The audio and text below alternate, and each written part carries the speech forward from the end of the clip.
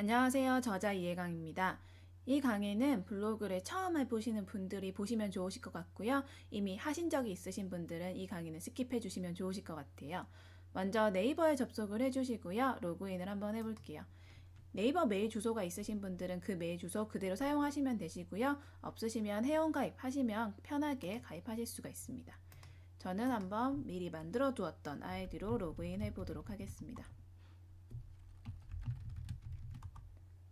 이렇게 로그인을 하게 되시면 메일을 들어가실 수 있는데 여기서는 메일을 들어갈 건 아니고요. 블로그라는 메뉴 선택해 주시고 내 블로그로 들어가고 싶으시면 내 블로그라고 해서 직접 들어가 주시면 되세요. 처음 보시는 화면은 아무래도 아무것도 없는 행한 화면이 나올 건데요. 여기에 타이틀도 바꿔보고 그리고 프로필도 바꿔보면서 하나씩 해보도록 하겠습니다. 타이틀이나 블로그, 별명 같은 부분을 보게 되시면 아이디가 그대로 적혀 있기 때문에 자신만의 특색을 가지기가 어려워요. 그래서 블로그 타이틀이나 이름은 꼭 자신의 별명과 필명을 적어 주시기를 바랍니다. 수정을 원하시면요. 에딧이라는 부분을 눌러주시면 되시고 직접 여기에 제목을 적어주시고 필명을 적어주시면 되세요. 저 같은 경우에는 제목과 별명이 둘 다 친절한 혜강씨라고 적었기 때문에 친절한 혜강씨가 바로 제목에 들어가고 마찬가지로 별명에도 들어가게 될 거예요. 열스님 같은 경우에는 제목은 열스의 IT 에스프레소고요.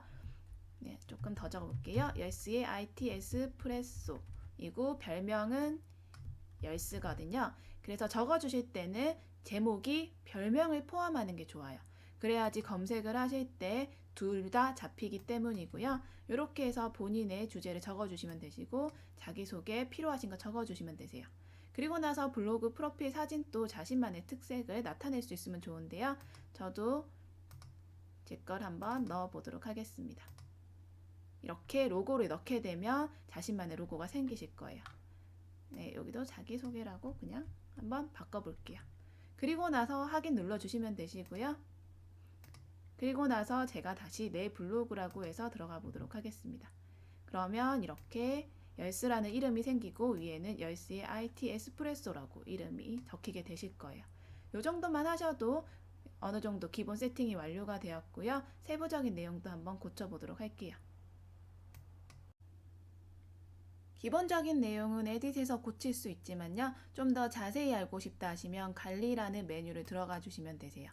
관리를 들어가게 되시면 이렇게 다양한 메뉴가 되어 있는데요. 기본 정보 설정은 바로 이 탭에서 하시고 블로그 타이틀이라던가 그런 전반적인 틀을 고치고 싶으시면 꾸미기 설정 이용해 주시면 되시고요. 메뉴를 하나씩 관리하고 싶다 하시면 메뉴 글 관리, 그리고 통계를 보고 싶으시면 스마트 리포터를 이용해 주시면 되세요. 그래서 꾸미기 메뉴는 이 세 가지 쪽에서 이제 관리하실 수가 있고요. 일단 제일 먼저 제가 블로그 정보 들어가 볼게요. 방금 전에 보셨던 에딧이라는 화면이 나타나게 될 거고요.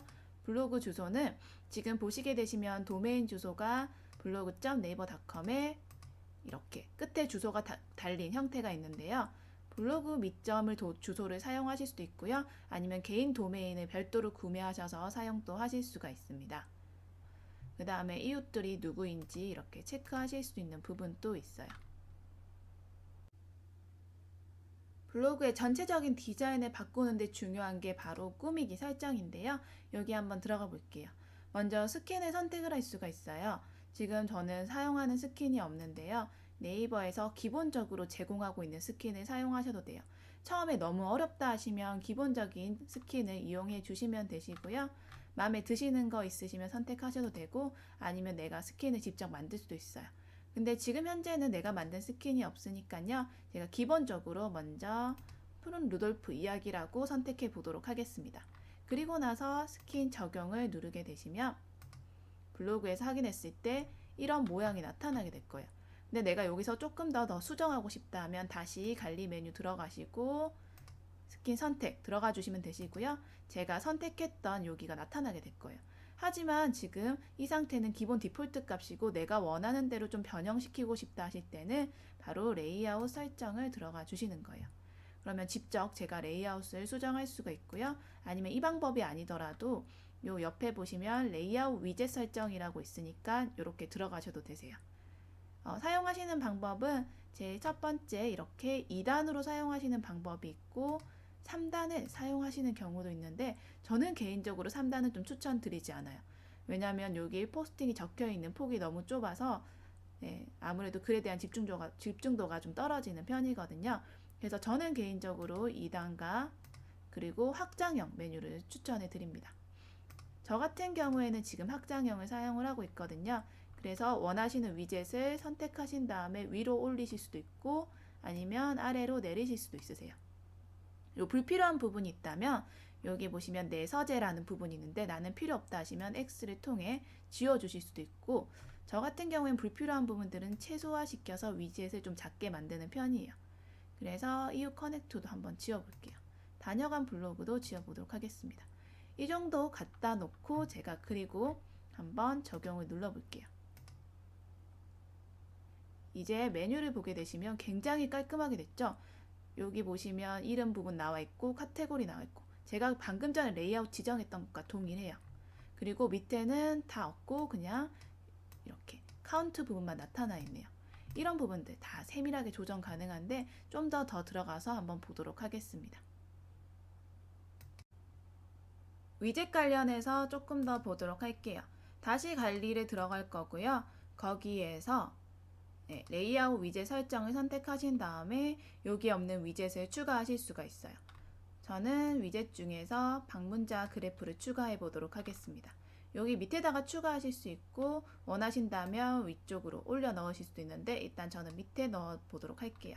그리고 나서 제가 적용이라고 했고요. 확인 눌러보면 이렇게 밑에 방문자 그래프가 생긴 것을 확인하실 수가 있습니다. 그리고 제가 좀 추가하고 싶은 것 중에 하나가 뭐냐면 지금 제 블로그 들어가 볼게요. 제 블로그 들어가 보니까 이런 툴이 있어요.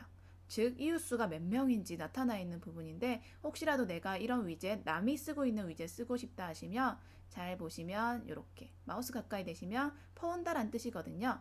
안내 메시지는 뜨지 않지만 포온다라는 아이콘이니까 클릭만 하게 되시면 마찬가지로 제 블로그에도 이 위젯을 다실 수가 있으세요.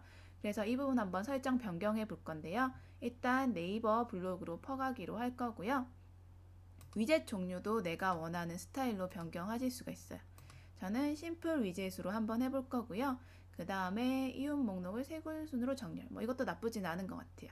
그 다음에 여기 보실 때 대부분의 분들이 내가 추가한 이웃을 기본 디폴트로 하시는데 제가 볼 때는 나를 추가한 이웃으로 하시는 게 더 좋은 것 같아요. 그래야 내 인기도가 어느 정도 되는지 알 수 있기 때문이고요. 그 다음에 위젯 사이즈도 직접 지정하실 수 있으시니까 지정도 가능하시고 아니면 색깔 바꾸고 싶다 하시면 블로그 컨셉과 맞게 색깔을 변경하실 수도 있으세요.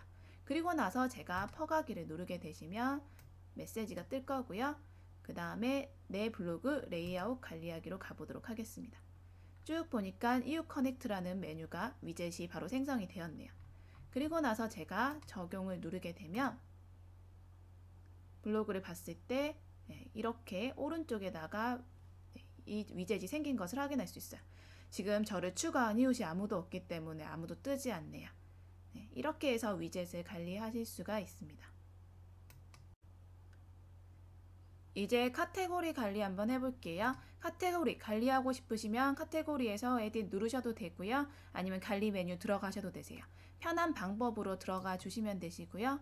여기에서 본인이 원하시는 메뉴를 넣으실 수가 있습니다. 일단 메뉴가 게시판 하나가 있네요.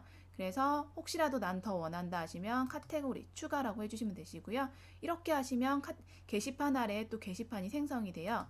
이렇게 되면 접을 수도 있고 펼 수도 있는데 예를 들어서 이렇게 사용하시면 될 것 같아요. 제가 강의라는 대주제의 카테고리를 만들고 아래 폴더에는 PPT라고 한번 해볼게요.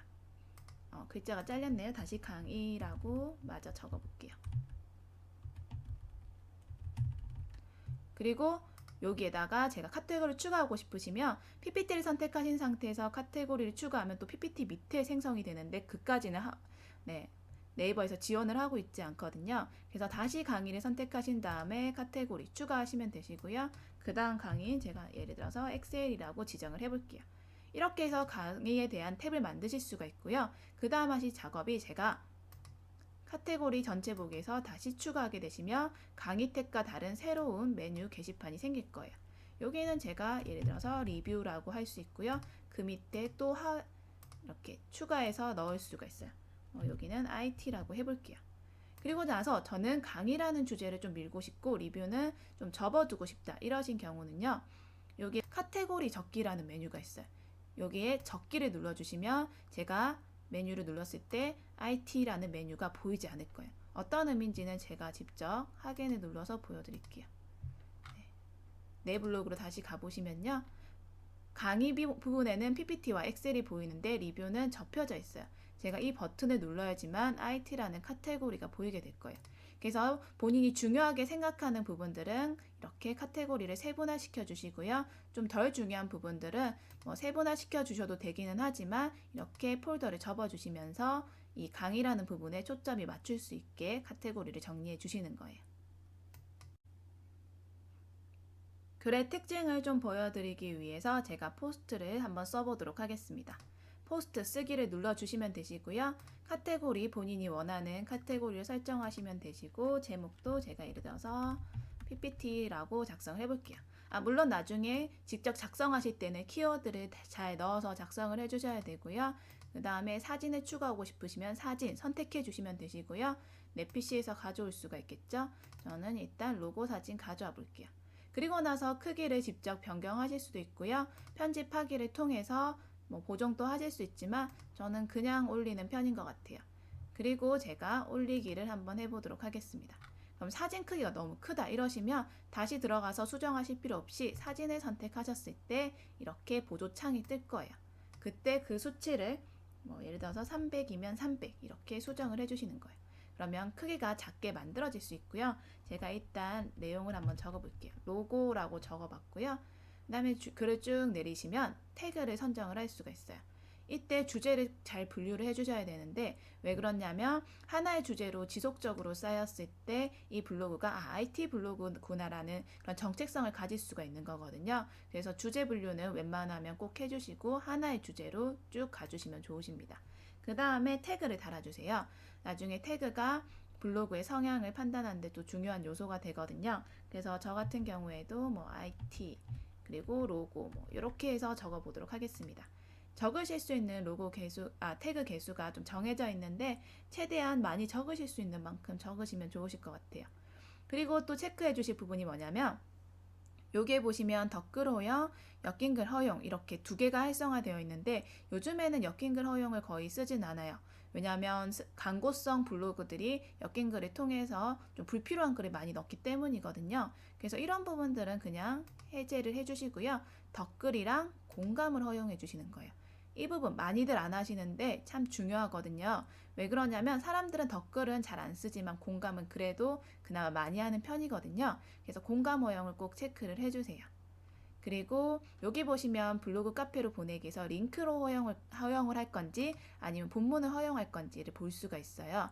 이게 왜 중요하냐면 링크 같은 경우에는 내 글을 가져갔을 때 그냥 링크만 이 글은 이 링크로 있다만 보여주는 거고요. 본문을 허용하게 되면 그 사람이 그 글을 퍼갔을 때 제 글을 다시 수정할 수도 있고 이미지를 별도로 저장을 할 수 있다는 거예요. 그래서 상황에 따라서는 링크나 본문 중에 하나를 선택해 주시면 되시고요. 특히 카페로 보내시는 경우에 내가 글 전체를 보여주고 싶다 하시는 경우에는 본문 허용을 해주시는 게 중요합니다. 그래서 일단 저는 링크 허용으로 해서 한번 글을 작성을 해볼게요. 그리고 보시면 여기에 이 설정을 기본값으로 유지라는 부분이 있거든요. 그래서 체크를 해주시면 제가 설정했던 덧글 허용, 공감 허용 이 부분들이 언제나 디폴트 값으로 적히게 되실 거예요. 그리고 예약도 가능하시니까 혹시 필요하시다면 예약글로 작성을 하셔도 되세요. 저는 일단 현재로 한번 적어보도록 하겠습니다. 그리고 나서 확인을 누르게 되시면 새 글이 작성이 될 거고요. 보시다시피 글이 적혀 있는데 이거 관련해서 제가 한번 PPT 메뉴를 한번 선택해 볼게요. PPT를 선택을 하니까 바로 글이 보이네요. 이런 부분들을 변경할 수가 있거든요. 제 블로그 들어가 보게 되시면 제가 블로그를 선택하고 카테고리는 저는 밑에 놔뒀는데요. 파워포인트를 선택을 했을 때 이렇게 글이 바로 나오지 않고 썸네일이 나오면서 글을 선택할 수 있게 나오거든요. 이런 거 수정해 주고 싶다 하시면 다시 블로그 가셔서 카테고리에 에딧 눌러볼게요. 여기서 지정을 하시는 거예요. 바로 이 강의라는 부분을 블로그형으로 할 건지 앨범형으로 할 건지 선택하시는 건데 제가 사용했던 방식은 바로 앨범형이었고요. 기본적인 설정 자체는 기본적인 설정 자체는 바로 블로그형으로 되어 있기 때문이에요.